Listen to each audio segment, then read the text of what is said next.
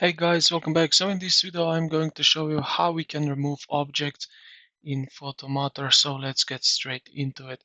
Now we will use the repair tool, which looks like a band-aid. So it's right here at the top right corner.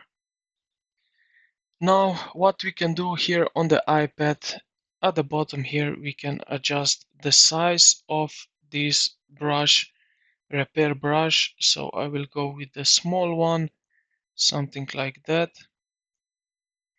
And let's say we want to fix this here. So what we need to do is just slide our way here like that.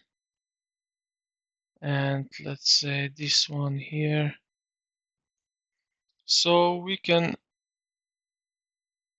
delete our basically objects like that.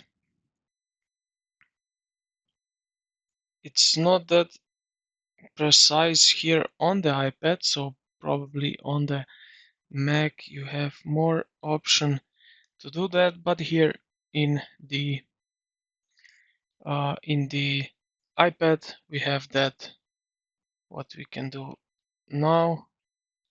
So let's take a closer look here on the other photo here.